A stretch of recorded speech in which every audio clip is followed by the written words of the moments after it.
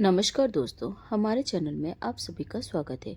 अरे साहब, कुछ तो पैसे दे दीजिए। उस बूढ़े पर तरस का हिसाब मैं इतनी दूर से आपको लेकर आया हूँ। जरा तो तरस खाइए इन बूढ़ी हड्डियों पर। आप चाहे तो मुझे आधे ही रुपए दे दीजिए। आदमी बूढ़े व्यक्ति से चिल्लाते हुए बोला, रिक्शा तो तू ऐसे चला रहा था जैसे सड़क पर रंग रहा हो। अगर तू रिक्शा नहीं चला सकता तो कुछ और कर। फालतू में मेरा टाइम बर्बाद कर दिया। मैं जिस काम के लिए आया था अब वह भी काम नहीं हो पाएगा तो किस बात के पैसे। चल हट यहाँ से। वह उस व्यक्ति के सामने रोता गिड़गिड़ाता रहा, लेकिन वह व्यक्ति उसके एक न सुन रहा था और ना ही उस पर कोई तरस आ रहा था। साहब, अगर आप मुझे पैसे नहीं देंगे तो आज भी मुझे भूखा सोना पड़ेगा। तू भूखा सोए या मर जाए, मुझे उससे क्या मतलब। और कहता हुआ चला जाता है। जाते हुए उस व्यक्ति को बूढ़ा आदमी देखता ही रह जाता है और मन ही मन ईश्वर से बोलता है, जाने किस जन्म का भेड़ निकाल रहे हैं आप। अब तो इस बूढ़े पर तरस खाइए। अब मुझे और सहन नहीं होता प्रभु। या तो मुझे मौत दे दीजिए या मेरा पेट भर दीजिए। अब यह भूख बर्दाश्त नहीं होती। मन में ऐसा विचार करते हुए कांपते हुए हाथों से अपना रिक्शा उठाया और रोते हुए वापस जाने लगा। अब वो थक हार कर रोड के किनारे फुटपाथ पर लेट गए। उनके शरीर में इतनी ताकत नहीं बची थी कि वह रिक्शा चला सके। वहीं बैठकर अपनी पत्नी को याद करने लगा और सोचने लगा कि हे भगवान, तुम तो बड़े भाग्यशाली थी जो मुझसे पहले ही ईश्वर के पास चले गए और तुमको यह सब दुख नहीं भोगना पड़ा। मुझसे न जाने कौन सा बदला निकाल रहे हैं भगवान। मैंने न जाने कौन से बुरे कर्म किए कि मुझे 2 वक्त की रोटी भी ठीक से नसीब नहीं होती। जाने कब मुझे मौत के आगोश में सोने को मिलेगा। हे भगवान, कब मेरी प्रार्थना सुनोगे। और रोते हुए व्यक्ति वहीं लेट गया। ये बूढ़े बाबा है दयानंद। दयानंद जी की जिंदगी में ऐसा क्या हुआ जो इस मोड़ पर आना पड़ा, जिससे उन्हें 2 वक्त की रोटी भी सुकून से ना मिली और वह भूख से व्याकुल रहने लगे। चलिए जानते हैं दयानंद की दुख वर्षी कहानी और उनके जीवन में ऐसा क्या हुआ कि उनकी जिंदगी फर्श से उठकर अर्श तक पहुंच गई और वह लोगों के लिए एक मिसाल बन गए और सभी को यह समझा दिया गया कि बुढ़ापा जीवन का अंत नहीं होता। स्टेज का सारा प्रोग्राम संजीवनी और निखिल ने अच्छे से संभाल लिया था। पूरा ग्राउंड लोगों की भीड़ से खचाखच भर गया था और सभी लोगों की निगाह उस खास शख्स के इंतजार में दरवाजे पर टिकी हुई थी। न जाने कितने गरीब लोग उस मसीहा का इंतजार कर रहे थे। मसीहा मतलब दयानंद बाबू। जैसे ही अपने रिक्शा को चलाते हुए दरवाजे के करीब आए, उनको दूर से देखते ही उनके बेटे बहू का गुस्सा आज 7वें आसमान पर चढ़ गया और तेजी से उनके पास जाकर बोले, बूढ़े, हमारी इतनी बेइज्जती कराकर तुम्हें चैन नहीं मिला जो आज भी हमें बेइज्जत करवाने भिखारी की तरह आ पहुंचे। दयानंद बाबू नम आंखों से बोले, बेटा सुनो, आज कोई बहुत बड़ा आदमी आने वाला है। अच्छा, तो बूढ़े यहाँ भी भीख मांगने आया है। उनकी पत्नी हंसते हुए बोली, अच्छा है, तेरी यही औकात है। इतना कहकर दोनों मजाक उड़ाने लगे तो दयानंद बाबू की आंखों में आंसू आ गए और वहां से अंदर चले गए। लेकिन जैसे ही अंदर पहुंचे, उन्हें देखते ही पूरा हॉल तालियों से गूंज उठा। यह देखकर दयानंद जी के बेटे बहू हैरानी में पड़ गए कि इस फटीचर बाबू को देखकर सभी लोग तालियां क्यों बजा रहे हैं। तभी निखिल बोला, सर, स्टेज पर सब आपका इंतजार कर रहे हैं। दयानंद बाबू जैसे ही स्टेज पर पहुंचे, कई अधिकारियों ने आगे बढ़कर उनका स्वागत किया। दयानंद बाबू को पूरी मीडिया अपने कैमरे में कैद कर रही थी। दयानंद बाबू के बेटे बहू यह देखकर कुछ भी समझ नहीं पा रहे थे कि यह सब क्या हो रहा है। तभी दयानंद बाबू ने निखिल की ओर इशारा किया और निखिल ने दयानंद बाबू की चेक बुक उनके हाथ में पकड़ा दी और दयानंद बाबू ने एक एक करके सभी को स्टेज पे बुलाया और सभी को धनराशि और एक एक रिक्शा दान में दिया। पिता के इस रूप को देखकर बेटे बहू के तो होश उड़ गए। कैसे भिखारी के पास इतना पैसा कहाँ से आया। तभी किसी मीडिया वाले ने पूछा, सर, आपके पास आज एक से बढ़कर एक गाड़ियाँ और कारें हैं, फिर आज आप मड मिल्क से कपड़े और रिक्शा में चलकर क्यों आए हैं। दयानंद जी मुस्कुराकर बोले, क्योंकि यही मेरा वह साथी है जिसने मेरा साथ उस वक्त दिया जिस वक्त मैं बिल्कुल बेसहारा और अकेला था, जब अपनों ने मुझे भूखी सड़क पर रहने के लिए छोड़ दिया था। तब एक ही यही था जिसने मेरी भूख मिटाई और जीने की एक उम्मीद जगाई। इन्हीं फटे मेले कपड़ों में मैंने इस सफ़र की शुरुआत की थी। दूसरा मीडिया कर्मी बोला, सर, हम आपसे इंस्पायर हैं। प्लीज़ हमें अपने जीवन की गाथा के बारे में बताइए। आपने कैसे ज़मीन से आसमान तक का सफ़र तय किया? पीछे स्टेज पर एक बड़ी सी स्क्रीन पर दयानंद बाबू की जीवन की गाथा चल रही थी और उधर दयानंद बाबू अपनी पिछली यादों को याद करने लगे। उसी दिन संजीवनी हड़बड़ाकर ऑफिस से बाहर निकली थी तो दूर दूर तक कोई उन्हें रिक्शा या टेम्पो दिखाई नहीं दिया। फिर कुछ दूरी पर उसे सड़क के किनारे एक रिक्शा वाला दिखाई दिया तो उसने थोड़ी राहत की सांस ली। वहीं सड़क के किनारे उस रिक्शे का मालिक भी चादर ओढ़कर लेटा हुआ था। संजीवनी बोली, भैया नमस्ते, चौक चलोगे क्या? आवाज़ सुनकर उस रिक्शे वाले में जैसे कोई हिम्मत सी आ गई और एकदम से उठ बैठा और बोला, कहाँ जाना है बेटा? संजीवनी ने जब उस रिक्शे वाले को देखा तो वह एकदम से सन रह गई, क्योंकि वह रिक्शा वाला कोई भैया नहीं बल्कि 80 वर्ष के एक बुजुर्ग आदमी थे जो इस ठंड से बुरी तरह से कांप रहे थे। संजीवनी बोली, बाबा मुझे जल्दी अपने घर जाना है, मेरे बेटे की तबीयत खराब है। पर कोई बात नहीं, आप चिंता मत कीजिए, मैं चली जाऊंगी। बुजुर्ग बाबा हाथ जोड़कर नम आंखों से बोला, बेटा तुम्हारे बेटे की तबीयत खराब है और यहाँ 2 दिन से भूख के मारे मेरी हालत खराब है। 2 दिन से कोई बोनी नहीं हुई है। बड़ी मेहरबानी होगी आपकी अगर मैं आपको आपकी मंजिल तक पहुँचा दूँ तो। आज मुझे फिर से भूखा नहीं सोना पड़ेगा। संजीवनी बोली, बाबा खुद की हालत देखिए, आप इस हालत में नहीं है कि रिक्शा चला पाए। आपको भूख लगी है ना? संजीवनी ने तुरंत 100 का नोट बैग से निकाला और उन बाबा को देते हुए बोले, बाबा इन पैसों से आप खाना खा लेना। बाबा बोले, नहीं बेटा, मुझे भीख नहीं चाहिए। तुम नहीं जाना चाहती तो मत जाओ, पर मैं बिना मेहनत की भीख नहीं लूंगा, कहकर वहीं से जाने लगे। तो उस बाबा की बातें सुनकर संजीवनी की आंखें भर आई और बोली, चलिए बाबा। इतने सुनते ही बाबा के चेहरे पर चमक आ गई। चलो आज तो भूखे पेट सोना नहीं पड़ेगा। उन्होंने तुरंत रिक्शा में संजीवनी को बिठाया और उसके घर की तरफ छोड़ दिए। बाबा की हालत पर संजीवनी की आंखें बार बार भर आई। वह जल्दी से घर पहुंची। बेटे की तबीयत बहुत ज़्यादा खराब होने के कारण उस बाबा को पैसे देना याद ही नहीं रहा। बेचारे बुजुर्ग बाबा पैसे के लिए वहीं के वहीं घर की सीढ़ियों पर बैठ गए और बार बार घर की ओर देखने लगे। करीब आधे घंटे बाद वह बुजुर्ग बाबा नम आंखों से बिना पैसे लिए ही वहां से चले गए। जब संजीवनी को करीब 1 घंटे बाद याद आया तो वह पर्स लेकर जल्दी से घर के बाहर दौड़ी, लेकिन उन्हें वहां कहीं नजर नहीं आई। यह देखकर उसने बहुत दुख हुआ कि बाबा को 2 दिन से भूखे थे और आज भी उसकी एक गलती के कारण उन्हें भूखा पेट सोना पड़ेगा। संजीवनी ने काफ़ी देर तक उन्हें तलाश किया, लेकिन वह कहीं नहीं दिखाई दिए। तो वह मायूस होकर घर लौट आई और बाबा की वांसरी का सारा सुकून छीन लिया। उसे ऐसे ही कुछ अपने बचपन की घटना याद आने लगी। यह बात उन दिनों की है जब मैं 6ठी क्लास में पढ़ती थी। तब मैं बहुत छोटी थी। मेरे बाबा यानी कि दादाजी हमेशा दुकान पर ही रहते थे। जहाँ मेरे पापा, चाचा, ताऊ का बिजनेस होता था, वह सिर्फ खाना खाते थे।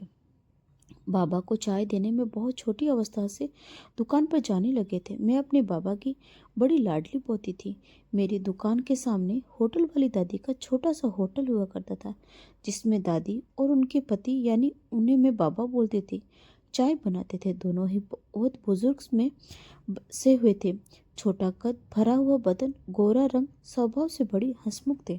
दादी के विपरीत बाबा एकदम दुबले पतले छोटे से थे। जाति से शायद सोनार थे। कभी कभी उन्हें मैं दिए के सामने खुद सोने के आभूषण जोड़ते हुए और बनाते हुए देखती थी। उनका होटल घर वाली साइड की पटरी पर था। उन्हें अपनी दुकान पर जाने के लिए पटरी पार करनी पड़ती थी। रोड पर ट्रैफिक भी खूब जमा रहता था। रोड से होते हुए एक जानवरों का 1 महीने के लिए मेला लग गया था, तो ट्रैफिक इतना होता था कि मेरी जैसी बच्ची को रोड पर पार करके उस तरफ बाबा को चाय देना थोड़ा मुश्किल हो जाता था। उस समय बच्चे अकेले आ जा सकते थे। किसी प्रकार का कोई डर नहीं था। सारे जान पहचान के ही लोग हुआ करते थे। तो मेरी दादी हाथ से बाबा की चाय का डिब्बा पिघलाकर बोलती, होटल वाली दादी होटल पर खड़ी हो जाना और बाबा को हाथ दिखाकर बुला लेना। इस तरह भैया दादी से ही रोड पर पार करवा लेना। मैं ठीक ऐसा ही करती। पहले सर्दियों में सुबह 6:30 बजे कोहरा भी बहुत हुआ करता था, जिसमें रोड से इस तरफ और उस तरफ कुछ दिखाई नहीं देता था। मैं सुबह सुबह बाबा के लिए गर्म चाय लेकर जाती थी। होटल वाली दादी रोड पर पार करवा देती थी और सुबह सुबह सोते हुए बाबा के लिए मैं दुकान के शटर को तो बाबा शटर खोल देते, मुझे कहते, अरे मेरी रानी बिटिया, इतनी सुबह सुबह चाय ले आई, अभी तो मैं सोकर भी नहीं उठा। बाबा डिब्बे से चाय अपने गिलास में डालकर और उसी डिब्बे के ढक्कन में मुझे गरम गरम चाय दे देते। मैं डिब्बे के ढक्कन में चाय पीकर बड़ी खुश हो जाती। चाय देने के बदले मुझे मेरे बाबा रुपए देते थे। उससे 1 रुपए से होटल वाली दादी से संतरे की गोलियां, बिस्किट, टॉफ़ी जो भी अच्छा लगता मैं ले लेती। होटल वाली दादी 2-4 टॉफ़ी मुझे एक्स्ट्रा दे देती। प्यार करते हुए मेरे बालों पर हाथ फेरती और मुझसे दुलार करती।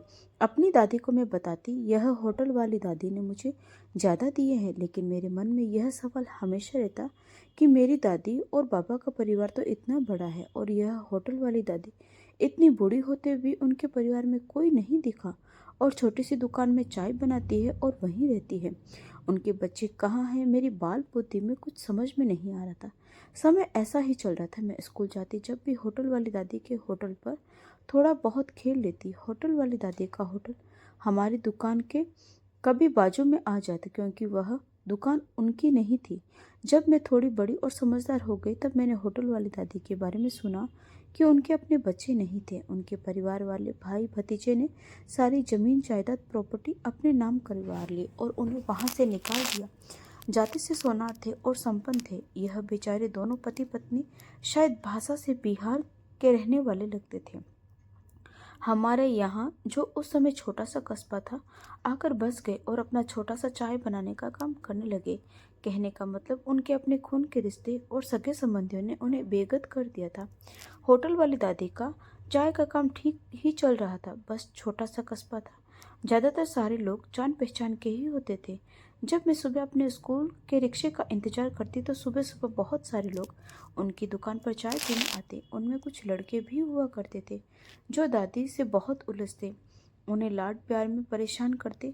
दादी मोटा सा डंडा लेकर उनके पीछे भागती और तुम्हें चाय ना दूंगी, और जोर से चिल्लाकर कहती। यह दादी का गुस्सा नहीं था, उनके प्रति प्रेम था। दादी का वैसे तो अपना कोई नहीं था, लेकिन आसपास लोगों का लंबा चौड़ा परिवार बन चुका था। मेरे घर में कहते थे, होटल वाली दादी मुझे बहुत प्यार करती है। मुझे भी वह दादी बड़ी प्यारी लगती। समय चक्र आगे बढ़ रहा था। एक दिन रामलाल चाचा, जो हमारे यहाँ चक्की चलाने का काम करते थे, उन्होंने सुबह खबर दी कि होटल वाली दादी अब नहीं रही। मन मानने को तैयार नहीं था। ये कैसे हो सकता है? कल तक तो दादी बिल्कुल ठीक थी। अभी आसपास के दुकानदारों ने अपनी अपनी दुकानों को बंद कर रखा था। आसपास की सभी महिलाएं दादी के गुजर जाने पर गई थी। मेरी अम्मा भी गई हुई थी। दादी को बीच में लिटाया गया था और सभी बातें कर रहे थे। देखो कितनी भाग्यशाली है, किसी से एक गिलास पानी भी नहीं मांगा और सवेरे 5 बजे टॉयलेट के लिए आई थी और वहीं दम तोड़ दिया। खुला फाटक स्वर्ग गई है। एकादशी के दिन उनकी मुक्ति हुई, सीधा स्वर्ग मिलेगा। सुहागिन भी मरी है, क्योंकि बाबा अभी जिंदा है। कहने के लिए दादी पराई थी, लेकिन सभी रो रहे थे। सबको बहुत दुख था। दादी का अपना तो खून का रिश्ता रखने वाला भी कोई शख्स यहाँ मौजूद नहीं था। फिर भी बिना खून के रिश्ते के दादी का बहुत बड़ा परिवार उन्हें अंतिम विदाई देने के लिए मौजूद था। सभी ने मेरे होटल वाली दादी को नम आंखों से विदाई दी। अब होटल भी सूना सूना सा रहने लगा। उनके होटल की तरफ देखती तो मुझे बिल्कुल भी अच्छा नहीं लगता। दादी की बहुत याद आती। बाबा अकेले रह गए थे, उनका शरीर बहुत कमजोर था। अब उनके खाने पीने की व्यवस्था जिस दुकान में रहते थे, उनके घर से होने लगी। बाकी के आसपास के दुकानदार और उनके दुकानदार के बगल में एक डॉक्टर बैठे थे। वह भी दिन में 2-4 बार जाकर देख लेते थे। सभी मिलकर बाबा की देखरेख कर रहे थे। दादी के जाने के बाद बाबा बिल्कुल अकेले पड़ गए थे और बीमार रहने लगे थे। दादी गुजरे अभी 1 महीना भी पूरा नहीं हुआ था। ये एक दिन की बात है। मैं अपने बाबा को चाय देने के लिए गई थी। शाम के लगभग 4 बजे डॉक्टर, जिनका बाबा के बगल वाली दुकान में क्लिनिक था, बाबा को कुछ खाने के लिए देने उनकी दुकान के अंदर गए। डॉक्टर साहब ने बाबा को आवाज़ लगाई, पर बाबा कुछ भी नहीं बोले। फिर उनका कंबल हटाकर देखा, उन्हें हिलाया। डॉक्टर साहब ने उनकी नब्ज देखी, लेकिन डॉक्टर साहब जान चुके थे कि बाबा अब सदा के लिए दादी के पास चले गए हैं। बाबा ने होटल वाली दादी के जाने के ठीक 1 महीने बाद दुनिया से विदा ले लिया। जो दादी के जाने की तिथि थी, वही तिथि बाबा की दुनिया से जाने की थी, यानी एकादशी। होटल वाली दादी और बाबा 1 महीने के अंतराल में अपने दिल के बने हुए रिश्तों को छोड़कर चले गए। यह शायद बाबा का होटल वाली दादी के प्रति अत्यधिक प्रेम था। सभी लोगों ने इकट्ठा होकर बाबा का अंतिम संस्कार क्रियाक्रम किया गया। जो भी रीति रिवाज होते थे वह सब किए गए। बाबा का विधिवत रूप से मृत्यु भोज किया गया, जिससे उन्हें मोक्ष की प्राप्ति हो। जो भी बाबा के क्रियाक्रम से लेकर उनकी विधि विधान करने वालों में से बाबा का किसी से भी खून का रिश्ता नहीं था। बाबा के खून के रिश्ते किससे थे, वह लोग कहाँ हैं, कैसे हैं, उनका क्या हुआ, आज तक हमें नहीं पता। लेकिन यह बात जरूर कहना चाहती हूँ कि होटल वाली दादी ने बाबा को खून के रिश्तों ने ठुकराया। जिनसे उनका खून का रिश्ता नहीं था, आज उनके साथ उनको याद करने वाला बहुत लंबा चौड़ा परिवार था और है। आज भी जब मैं घर जाती हूँ तो एक बार जहाँ उनका होटल था उस जगह मेरी नज़र पहुँच जाती है। वे मेरी यादों में सदा रहती है। होटल वाली दादी का उदाहरण आज भी हमारे यहाँ लोग देते हैं। जिनका कोई नहीं होता उसका ऊपर वाला होता है, और खून के रिश्ते जब ठुकराते हैं तो बिना खून के रिश्ते जाकर थाम लेते हैं। कहते हैं होटल वाली दादी, बाबा की मुक्ति कितनी अच्छी दी गई। भगवान ने उनकी कोई सेवा करने वाला नहीं था, अपना नहीं था, इसीलिए प्रभु ने ऐसी गति दी। कहते हैं जब अपने छोड़ते हैं तो बाहर वाले बहुत से खड़े हो जाते हैं। संजीवनी ख्यालों से बाहर आई तो सुबह हो चुकी थी। तैयार होकर फिर से बाबा को उसी जगह तलाशने गई, लेकिन वह नहीं मिले। उधर बाबा 3 दिन से भूखे किसी का बोझ खींच रहे थे। बार बार उनकी आंखों के आगे अंधेरा छा रहा था। वे लड़खड़ाकर गिरने ही वाले थे कि तभी वहीं बूढ़ा सोचने लगा, जब रिक्शा चलाया नहीं जाता तो चलाता ही क्यों है? क्यों हराम के खाने की इच्छा है? मैं सब समझता हूँ कि तुम जैसे कमजोर बूढ़ों को तुम रिक्शा लेकर निकल तो जाते हो ताकि लोग तुम्हारी हालत देखकर बिना मेहनत के ही तुम्हें पैसे दे दे। अगर ऐसा ही है तो सड़क के किनारे कटोरा लेकर भी क्यों नहीं भीख मांगते। याद रखो, मैं उनमें से नहीं हूँ। रोक रोक रिक्शा, यहाँ से मैं पैदल ही चला जाऊंगा। न जाने कैसे कैसे लोग हैं। इनके बच्चे भी इनकी तरह कमजोर ही होंगे। एक सवारी दयानंद रिक्शे वाले से कहता है। दयानंद बोले, नहीं नहीं साहब, मैंने भी खून पसीना बहाकर अपने बेटे को काबिल बनाया था। वह तो मेरी फूटी किस्मत की वह लोग मुझे फिर से सड़क पर ले आए। पर साहब, आप कहाँ चल दिए? मेरे पैसे तो दे दीजिए। सवारी बोल, पैसे? किस बात के पैसे? तुम्हें मेरी मंजिल तक पहुंचाने के लिए बनते हैं। वह तो तुमने किया ही नहीं, ऊपर से पैसे मांगते हो। ठीक है, मैं तुम जैसे भिखारी के मुंह नहीं लगता। इतना कहकर उसने अपनी जेब से एक 5 का सिक्का निकाला और दयानंद के हाथ में जोर से पकड़ा दिया। दयानंद बोले, ऐसा गजब मत करो साहब, मेरे तो 50 बनते हैं और आप 5 दे रहे हैं। 5 में तो आज की दुनिया में होता ही क्या है। मैं तो भूखा ही रह जाऊंगा। और आपकी मंजिल तो आ गई है, वह रहा आपका घर। आप चाहो तो रिक्शे में बैठ जाओ, कहो तो मैं आपको वहां तक रिक्शा चलाकर या खींचकर पहुंचा देता हूँ। पर मेरे साथ ऐसा अन्याय मत करो साहब, दयानंद गिड़गिड़ाते हुए कहने लगे। उस व्यक्ति ने एक बार भी पलटकर दयानंद की मजबूरी नहीं देखी और चुपचाप गेट के अंदर चला गया, मानो दयानंद की गरीबी और बदहाली से उसे कोई फर्क न पड़ता हो। पर वहीं खड़ा हुआ निखिल ये सब देख रहा था। उसे दयानंद को देखकर अचानक कुछ धुंधला सा चेहरा नजर आया, जो कभी उसे भी रिक्शे पर बड़े प्यार से बिठाकर अपने मजबूत कंधों के सहारे रिक्शा चलाकर स्कूल छोड़कर आता था। अचानक निखिल ने कहा, बाबू, अंकल आप हो? दयानंद ने यह नाम सुनकर पीछे मुड़कर देखा और आश्चर्यचकित होकर बोले, तुम कौन हो बेटा? और यह नाम तो करीब 25 साल पहले एक छोटा सा बच्चा मुझे कहकर पुकारता था। तुम्हें कैसे मालूम? निखिल ने आगे बढ़कर दयानंद को अपने गले से लगा लिया और बोला, अरे बाबू अंकल, आपने मुझे नहीं पहचाना? मैं निखिल, याद है आपको? नेहरू नगर की गली से आप मुझे रिक्शे पर बिठाकर स्कूल छोड़ा करते थे। आप यहाँ और इस हालत में? आपकी उम्र रिक्शा चलाने की नहीं है। अब तो आपके बच्चे भी बड़े हो गए होंगे, फिर आप यह काम क्यों कर रहे हैं? दयानंद फूट फूट कर रोने लगे और बोले, बेटा, अब तुमसे क्या मैं बताऊं? ना जाने जिंदगी मेरी कितनी बार परीक्षा लेगी। जानते हो बेटा, किसी की जीवन की परीक्षा खत्म ही नहीं होती। शायद उसकी मौत के साथ ही सारा संघर्ष खत्म होता है, और मेरा संघर्ष भी अभी बाकी है। तुम मेरे इतने करीब मत आओ, मेरी तबीयत ठीक नहीं रहती, कहीं तुम्हें भी कोई बीमारी न लग जाए। और मुझसे जैसे गरीब आदमी के साथ तुम्हें देखकर तुम्हारे आसपास के लोग तुमसे दूरी न बना ले। तो सुखी रहो और स्वस्थ रहो। निखिल आवाज लगाता रहा, लेकिन दयानंद वहां से चले गए। संजीवनी थोड़ी देर घर के अंदर गई तो उसकी पत्नी बोली, आप इतनी देर से बाहर किससे बात कर रहे थे? क्या आपको दफ्तर जाने में लेट नहीं हो रहा? पता है ना, आज बाबूजी की पुण्यतिथि है, तो आज हमें वृद्ध आश्रम जाकर कंबल और कपड़े भी दान करने हैं। तो दफ्तर से जल्दी लौट कर आइएगा। निखिल बोला, संजीवनी सोचो, आज मैं जो भी हूँ अपने पिता के बदौलत हूँ, पर कहीं न कहीं मेरी काबिलियत और मेरी मंजिल तक पहुँचाने में कई लोगों का साथ रहा, जैसे मेरे शिक्षक, मेरे दोस्त, या फिर वह रिक्शे वाला जो हर दिन पसीना बहाता था और मुझे मेरी मंजिल तक पहुँचाता था। संजीवनी बोली, कहना क्या चाहते हैं आप? साफ साफ कहिए। निखिल बोला, हर साल पापा की पुण्यतिथि पर हम कितना खर्च करते हैं, लेकिन पापा जैसा कोई हमें वापस मिल जाए तो क्या तुम उन्हें अपना थोड़ा सा वक्त और अपने घर में जगह दे पाओगी? संजीवनी बोली, यह कैसी बातें कर रहे हैं आप? जानते हैं मुझे बुजुर्गों के साथ रहना कितना अच्छा लगता है। मेरे माता पिता बचपन में ही गुजर गए थे। चाचा चाची ने सहारा दिया, पर वे भी अपने बच्चों के साथ रहने चले गए। पर आज आप ये सब बातें क्यों कर रहे हैं? आखिर किसके बारे में बोल रहे हैं? निखिल ने दयानंद बाबू की बात संजीवनी को बताई। शाम को निखिल दफ्तर से लौटकर वापस अड्डे के पास चला गया और दयानंद बाबू के बारे में पूछताछ करने लगा। तभी एक आदमी जो सभी रिक्शा का मालिक था बोला, अरे साहब, कहीं आप दयानंद चाचा की बात तो नहीं कर रहे, जो हमेशा एक लाल गमछा अपने कंधे पर रखते हैं?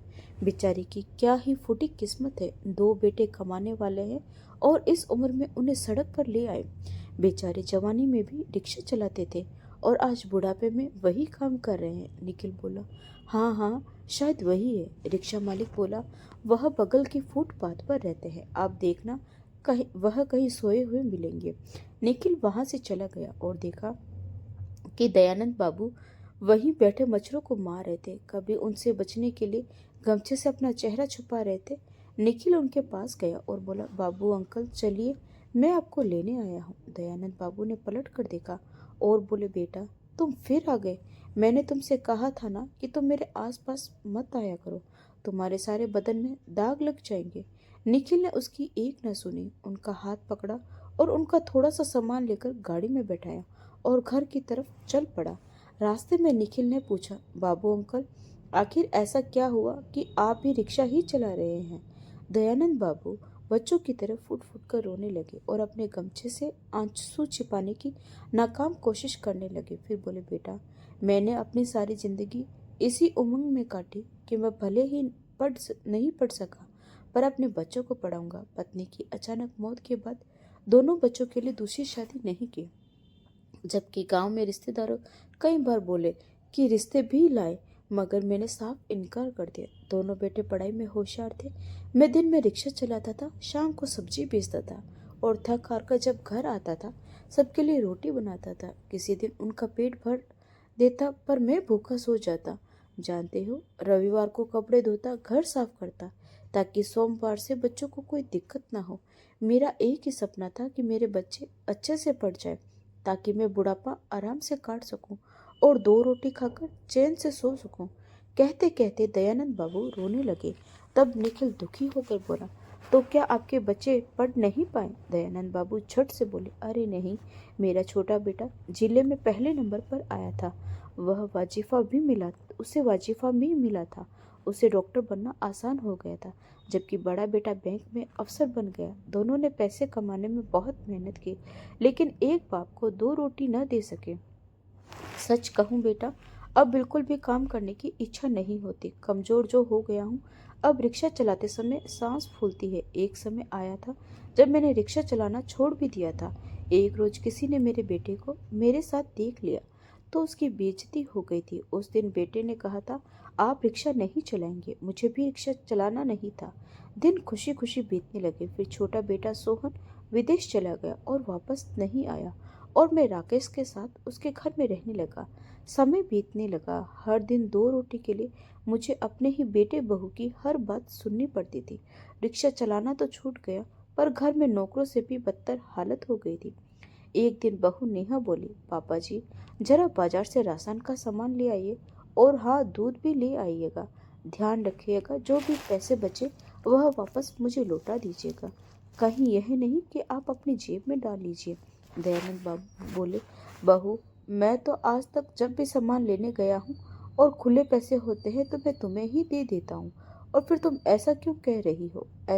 नेहा हंस कर बोली, वे क्या है ना, कितने भी बड़े बेटे के पिता आप क्यों न बन जाए, आखिर रहेंगे तो रिक्शे वाले ही, जिसे खुला पैसे देखते ही रखने की आदत होती है। इतना कहकर नेहा हंसने लगी। वहीं खड़ा राकेश मुस्कुराने लगा। इस बात पर दयानंद को बहुत तकलीफ हुई कि जिस कमाई पर अपने बेटे को पाल पोस कर आज कोट पैंट पहनने के काबिल बनाया, आज वह भी इसी काम पर हंस रहा है। फिर भी दयानंद खुशी खुशी घर का सारा काम करते रहे। एक दिन की बात है, जब नेहा की कुछ सहेलियां आई थी तो दयानंद अपनी बहू की सहेलियों के लिए बाजार से समोसे लेने गए थे। रास्ते में उनकी तबीयत खराब होने लगी और सांस फूलने लगी। फिर भी वे तेजी से समोसे लेकर घर तक पहुंचे। तभी उन्हें बहू की आवाज़ सुनाई दी, अरे भाई, आजकल नौकर कहाँ मिलते हैं। यह तो अच्छा है कि मेरे ससुर जी सारा काम कर लेते हैं, वरना इतने पैसे में तो मेरी जेब खाली हो जाए। नेहा की एक सहेली बोली, क्यों, तुम्हारे पति बैंक में इतने बड़े पोस्ट पर हैं और वे तुमसे कुछ मांगने नहीं आएगा, फिर क्यों रोती रहती हो? नेहा बोली, तुम्हें क्या लगता है कोठी बनवाना आसान काम है? इतने पैसे कहाँ से आएंगे? अभी तो मैं घर के सारे काम उनसे बोलती हूँ ताकि हम पर कोई लोड ना आए। वैसे भी आज की तारीख में खाना मुफ्त का नहीं आता जो मैं बूढ़े को बांटती रहूं। नेहा की सहेली बोली, अरे नेहा, थोड़ी तो शर्म कर, वह तेरे ससुर है। बड़ी कठिनाइयों से उसने अपने दोनों बेटों को पाला है और इस मुकाम तक पहुंचाया। क्या तुझे इस गरीब बूढ़े को देखकर भी थोड़ी सी दया नहीं आती? नेहा बोली, दया तो आती है, तभी तो चुप रहती हूँ। नौकर होता तो चार गालियां भी सुना देती और ढीलापन देकर काम से भी निकाल देती, पर देखो, घर के किसी कोने में उन्हें रहने दे रही हूँ, इतनी भी बहुत कर रही हूँ। इतना कहकर नेहा अपनी सहेलियों के साथ हंसने लगी। दरवाजे के बाहर खड़े दयानंद अपनी बहू की बातें सुनकर चक्कर खाकर गिर गए। किसी तरह उन्होंने खुद को संभाला और समोसे ही दरवाजे पर बाहर छोड़कर वहां से सीधा निकल गए। रास्ते में एक जानकार को देखा तो बोले, मेरी एक मदद कर दीजिए, अगर मेरा बेटा आपसे मिले तो बता दीजिए कि मैं तीर्थ यात्रा पर जा रहा हूँ, तो मुझे ढूंढने की कोशिश ना करे। जानकार उन्हें रोकता रहा और पूछता रहा, पर क्यों, कहाँ जा रहे हैं और ऐसा क्यों कर रहे हैं? उन्होंने कुछ नहीं कहा, बस रोते रोते वहां से चले गए। सच कहा है, किसी ने रोने के लिए आंसू चाहिए, पर जो इंसान सदमे में हो, रोए भी कैसे? आखिरकार जिसके लिए उन्होंने खून पसीना बहाया, उनके आंसू पहुंचने वाला वहां कोई नहीं था। जिनको उन्होंने काबिल बनाया, भाई उन्हें सड़क पर ले आए। कई महीने बीत गए। वह मंदिर की आरती के समय शामिल हो जाते, चुपचाप देखते और एक कोने में आकर सो जाते। आने जाने वाले जो बीस दे या भंडारे से जो खाना मिल जाता उसे खाकर पेट भर लेते थे। एक रात उन्हें बहुत ठंड लगी और तेज बुखार आ गया। मंदिर के पुजारी ने देखा और उन्हें अस्पताल ले गए। वहां उनका इलाज हुआ तो पता चला उन्हें टीबी की बीमारी है। फिर उन्हें सरकारी अस्पताल में दाखिल करवाया गया। जैसे जैसे उनकी हालत में सुधार आया, एक दिन डॉक्टर ने पूछा, अरे चाचा, इतने बीमार थे तो फिर अपने बेटों को बताया क्यों नहीं? क्या आपके बच्चे कमाते नहीं हैं? दयानंद हंसकर बोले, कमाते हैं, लेकिन उनके पास मेरे लिए न तो वक्त है न ही फूटी कौड़ी। एक बेटा तो देश में डॉक्टर है, पर उसके पास मेरे लिए समय नहीं है। डॉक्टर साहब ने पूछा, क्या दोनों बेटों की शादी हो गई है? दयानंद ने बोला, नहीं नहीं, एक बेटे की शादी तो हो गई है, उनकी पत्नी मुझे नौकरों की तरह रखती है। डॉक्टर ने बोला, तो दूसरे बेटे के पास क्यों नहीं चले जाते? दयानंद बोले, नहीं डॉक्टर साहब, कैसे जा सकता हूँ? कल को अगर उसकी भी शादी हो गई तो उसकी घरवाली भी मुझे नौकर ही बनाकर रखेगी। उससे अच्छा तो यह होगा कि मैं फिर से अपना काम शुरू करूं और रिक्शा चलाकर आदमी को उसकी मंजिल तक पहुंचाकर अपना पेट भर लूं। बस कोई थोड़ी मदद कर दे। डॉक्टर नेक दिल का था। वह बोला, चाचा जी, जरूरी तो नहीं कि सभी बेटे एक जैसे होते हैं। दयानंद बोले, पर हर बाप की किस्मत एक जैसी नहीं होती। हम माँ बाप अपना खून पसीना एक कर बच्चों को उनकी मंजिल तक पहुंचा देते हैं, पर वह अपने गरीब माँ बाप को फिर से सड़क पर ले आते हैं। इतना कहकर दयानंद रोने लगे। डॉक्टर साहब बोले, आप बहुत अच्छे इंसान हैं। आपके बेटे ने आपके साथ अच्छा सलूक नहीं किया और भगवान न करे कोई बेटा ऐसी घिनौनी हरकत अपने पिता के साथ करें। यह लीजिए, कुछ पैसे रखिए, शायद आपकी कुछ मदद हो जाए। अब क्या करूं? सरकारी अस्पताल में मुझे भी इतने पैसे तो नहीं मिलते हैं, लेकिन फिर भी जितना हो सकता है मैं आपकी मदद करूंगा। इतना कहकर डॉक्टर साहब वहां से चले गए और दयानंद उनको हाथ उठाकर ढेरों आशीर्वाद देते रहे। वहां से निकलकर दयानंद बस अड्डे पर पहुंचे, जहां से उन्होंने कभी जीवन की शुरुआत की थी। अब फिर से जीवन के उस मोड़ पर उन्हें वहीं एक उम्मीद की किरण दिखाई दी और फिर उन्होंने सड़क पर रिक्शा चलाने का काम शुरू किया। पर बूढ़े शरीर और बीमार मन में इंसान कब तक बोझ खींचेगा? एक ना एक दिन वह शरीर भी उसका साथ छोड़ ही देता है। यही सब दयानंद के साथ हुआ। अब बड़ी मुश्किल से किसी एक सवारी को मंजिल तक पहुंचा पाते थे। दयानंद दो बच्चों को स्कूल तक पहुंचाने जाते थे, तो उनके अभिभावक यह कहते कि अगर बच्चों को एक भी खरोंच लगी तो तुम्हें जेल भिजवा देंगे। तो दयानंद ने बच्चों के जीवन को जोखिम में डालना उचित नहीं समझा और उन्होंने बच्चों को स्कूल छोड़ने और लेने का काम छोड़कर सवारियों को ले जाना शुरू कर दिया। पर अगर कोई मोटा ताजा आदमी बैठ जाता तो उनकी सांस फूलने लगती, और अगर वह धीरे धीरे रिक्शा चलाते तो सवारी उन्हें चार बातें सुनाती और पैसे भी पूरे नहीं देती थी। बेचारे दयानंद की हालत दिन ब दिन खराब होती गई, तो रिक्शा का किराया भी पूरा नहीं दे पाते थे, जिसके कारण वह भी छूटने को था। अचानक निखिल ने गाड़ी का ब्रेक लगाया तो दयानंद पुरानी यादों से बाहर आए। निखिल ने दयानंद को भी भंवर से बाहर निकाला और बोला, बाबू अंकल, आप यहीं खड़े रहो, मैं बस गाड़ी पार करके आता हूँ। तभी दूसरी तरफ से उनकी वह पुरानी सवारी उधर से होते हुए गुजर रही थी और कुछ सवारी की नजर दयानंद पर पड़ी। वह बोला, अरे बूढ़े, उस दिन मैंने तुम्हें पूरे पैसे क्या नहीं दिए, तुम फिर से यहाँ चले आए। चल भाग यहाँ से, वरना मार मार के तेरी हडली पसली एक कर दूंगा। दयानंद हाथ जोड़कर कहने लगे, नहीं नहीं साहब, आप जो समझ रहे हैं मैं वैसा नहीं हूँ। वे आदमी जैसे ही दयानंद की ओर बढ़े, निखिल ने एक जोर का थप्पड़ जड़ दिया और बोला, बदतमीज इंसान, जब इन्होंने तुमसे पैसे की बात ही नहीं की तो तुम उनके साथ ऐसी बातें कैसे कर सकते हो? क्या तुम अपने घर में माँ बाप से भी ऐसे ही बातें करते हो? खबरदार जो उनके साथ कभी बदतमीजी की। तब निखिल ने बड़े इज्जत के साथ दयानंद को घर के अंदर ले गया। निखिल बोला, संजीवनी, देखो ये मेरे बचपन के अंकल है। संजीवनी ने जैसे ही अंकल को देखा तो बोल पड़ी, अरे यह तो कल वाले अंकल है। कौन कल वाले? निखिल ने पूछा। अरे मैंने कल आपको बताया था ना, ये वही है। फिर संजीवनी दौड़कर अंदर गई। आरती उतारकर बड़ी इज्जत के साथ दयानंद को अंदर बैठाया, उन्हें कुछ खाने को दिया और गर्मा गर्म चाय पिलाई। फिर बोले, अंकल जी, आप पहले नहा धो लीजिए, फिर हम बैठकर बातें करेंगे। यह उनके पापा जी के कपड़े हैं, बुरा ना माने तो आप इन्हें पहन लीजिए। यह सब देखकर और सुनकर दयानंद की आंखें भर आई और वह संजीवनी के सर पर हाथ रखकर बोले, बेटा, तुमने अपने ससुर के कपड़े मुझे देकर एक पिता जैसा सम्मान दिया है। ईश्वर तुम दोनों की जोड़ी बनाए रखे और तुम्हारे बच्चों को तो तुम जैसा बना है। यह बूढ़ा तुम दोनों के लिए के किए गए उपकार कभी नहीं भूलेगा। रोते रोते दयानंद बाथरूम में चले गए और आज पुराने दुख भरी यादों के साथ अपने महल को भी धो दिया। अब दयानंद संजीवनी और निखिल के साथ खुशी खुशी रहने लगे। समय काटने के लिए अब वह बगीचे में नए नए फूल लगाते और अखबार पढ़ते और वृद्ध आश्रम जाकर अपने जैसे बूढ़े लोगों की मदद करते, उन्हें प्रेरित करते कि अपने खाली समय में कुछ न कुछ करके वह अपना जीवन फिर से सुधार सकते हैं। एक रोज दयानंद कुछ सोच में डूबे हुए थे, तभी निखिल उनसे पूछता है, बाबू अंकल क्या सोच रहे हैं? तब अपने विचारों के भंवर से निकलते हुए दयानंद निखिल से बोले, बेटा, तुमने मेरे लिए आज तक बहुत कुछ किया है, क्या तुम मेरी एक और मदद कर सकते हो? निखिल बोला, हाँ हाँ, कहिए ना अंकल, मैं आपकी क्या सेवा कर सकता हूँ? तब दयानंद बोले, बेटा, मुझे कुछ पैसे उधार दे दो या फिर बैंक से लोन दिलवा दो। मैं रिक्शा की दुकान खोलना चाहता हूँ और उस दुकान में कुछ लोगों को काम पर लगाऊंगा और कुछ रिक्शा किराए पर दूंगा। जो गरीब लोग होंगे उनकी मैं मदद करना चाहता हूँ। कितने ही बड़े बुजुर्ग ऐसे हैं जो आज भी अपनी मेहनत से कुछ करना चाहते हैं, दो वक्त की रोटी सुकून से खाना चाहते हैं। मैं उनके लिए कुछ करना चाहता हूँ। निखिल दयानंद की बातों को सुनकर हैरान रह गया।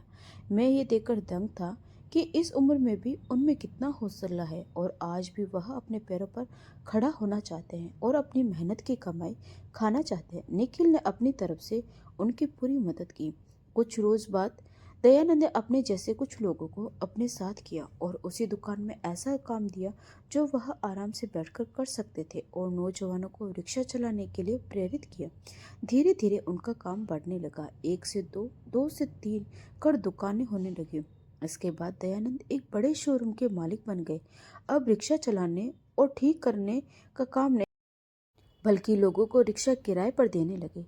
नौजवान उनके पास काम के लिए आते तो दयानंद पहले उनसे एक कागज पर साइन करवाते और कहते, जब तक भी इस कागज पर साइन नहीं करोगे मैं तुम्हें रिक्शा किराए पर नहीं दूंगा। नौजवान पूछते, आखिर इस कागज में लिखा क्या है? तब दयानंद कहते, कागज में लिखा है कि जब तक तुम्हारे माता पिता जीवित रहेंगे तब तक तुम उनके 3 वक्त का खाना और उनकी दवाइयों का बोझ उठाओगे और उनके बड़े ओ या प्यार से सेवा करोगे, तभी मैं तुम्हें काम दूंगा और उनके बदले में मैं तुमसे कोई पगार नहीं लूंगा।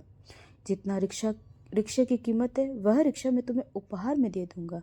अब दयानंद के इस प्रयास से जाने कितने ही वृद्ध लोग, जिनके बेटों ने उन्हें घर से निकाल दिया था या बहू ने उनके साथ नौकरों जैसे व्यवहार किया था, आज उनके घर में चूल्हा जल रहा था। धीरे धीरे दयानंद का काम बढ़ता गया। आज दयानंद के पास कम से कम 500 रिक्शा और 50 वैनें थी। साथ ही उन्होंने एक कार का बड़ा शोरूम भी खोल लिया। कल तक बिना छत के रहने वाले इंसान के पास आज करोड़ों का घर है, जिसके बाहर अनगिनत गाड़ियां खड़ी थी। देखते ही देखते यह खबर आग की तरह फैल गई।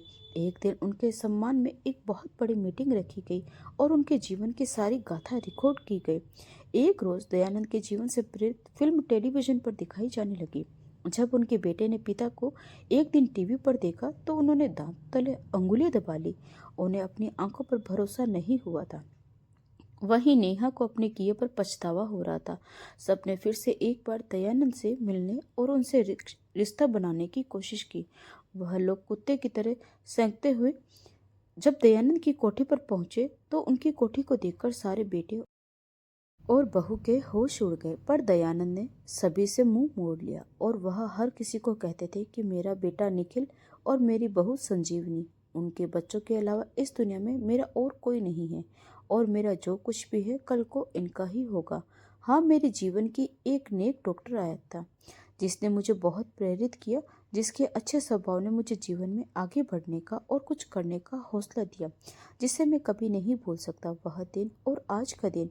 अब दयानंद का शरीर धीरे धीरे कमजोर हो रहा था, पर उनका हौसला कमजोर नहीं हुआ था। हर रोज वे काम पर जाते और क्या नौजवान और क्या बूढ़े, हर किसी को यह हौसला देते कि हिम्मत मत हारना। स्थिति और परिवार तुम्हें कमजोर करेंगे, पर तुम हौसला मत हारना। जब तक जीवन हो, खून पसीना बहाओ और अपनी कमाई खाओ। दोस्तों, आज दयानंद ने अपने कर्मों से यह साबित कर दिया कि उम्र तो एक संख्या है और बुढ़ापा जीवन का अंत नहीं होता। तो दोस्तों, इस कहानी के बारे में आपकी क्या राय है? कमेंट करके ज़रूर बताएं। और अगर कहानी अच्छी लगी हो तो प्लीज़ वीडियो को लाइक, शेयर और सब्सक्राइब जरूर करें। तो मिलते हैं एक और नई कहानी के साथ। तब तक के लिए आपका बहुत बहुत धन्यवाद।